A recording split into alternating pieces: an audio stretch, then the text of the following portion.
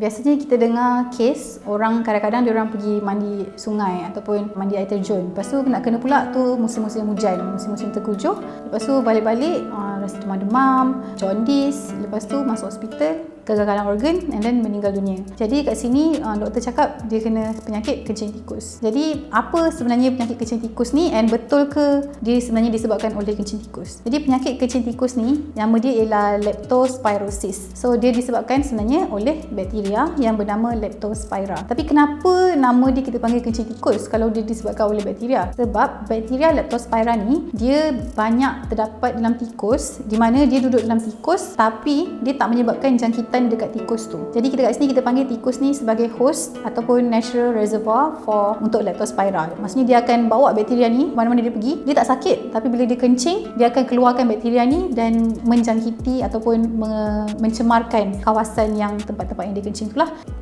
So, adakah semua tikus yang wujud dalam dunia ni ada bawa bakteria Leptospira ni ataupun tikus yang tercemar je? Jadi, untuk tahu benda ni, kita kena tengok konsep dia. So, konsep bakteria ni dia acquired. Maksudnya, kalau tikus tu dapat bakteria tu, baru dia akan ada Leptospira. So, macam based on papers yang saya baca, diorang tangkap tikus ni secara random. Kemudian, dia ambil sampel tikus ni nak tengok tikus ni ada Leptospira ke tak. Sebab dari situ, kita boleh assume kalau tikus yang kita tangkap ni, majoritinya ada Leptospira, kita boleh assume tikus-tikus kat kawasan tu pun semuanya kemungkinan ada Leptospira. Dan daripada kajian yang diorang buat dekat Serdang pun, kebanyakan tikus yang ditangkap secara rawak ni pun adalah carrier kepada Leptospira. So dekat sini kita boleh assume ataupun kita kata better safe than sorry untuk kita katakan tikus-tikus yang kita tak tahu asal usul dia dan dia duduk di tempat-tempat kotor ni, kemungkinan besar diorang pun memang dijangkiti oleh Leptospira dan dia ada chance yang besar untuk menjangkiti kita kalau dia contaminate persekitaran kita melalui air kencing dia. Kenapa leptospirosis atau penyakit kencing tikus ni satu isu? Sebab simptom penyakit dia ni tak jelas. Ada certain penyakit yang simptom dia jelas. Contohnya kalau kita kena demam campak, kita nampak ada bintik-bintik. Tapi Leptospira ni simptom dia sangat berbeza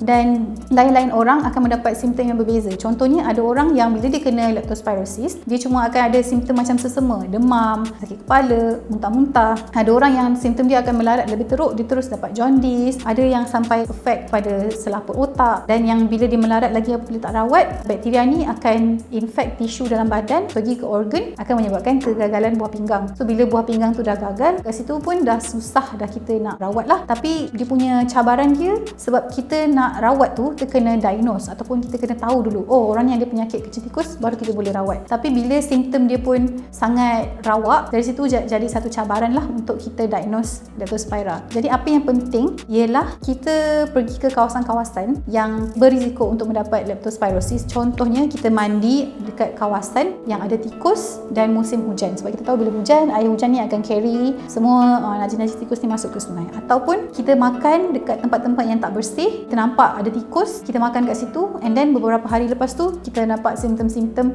leptospirosis. Dari situ kita kena berjaga-jaga lah. At the end of the day, cara nak tanggani leptospirosis ni, rawatan tu possible, boleh rawat. Tapi lebih baiklah kalau kita elakkan daripada kita dijangkiti leptospirosis in the first place. Benda-benda tu kita nampak macam remeh, tapi benda-benda itulah yang sebenarnya berkemungkinan boleh menyelamatkan nyawa kita.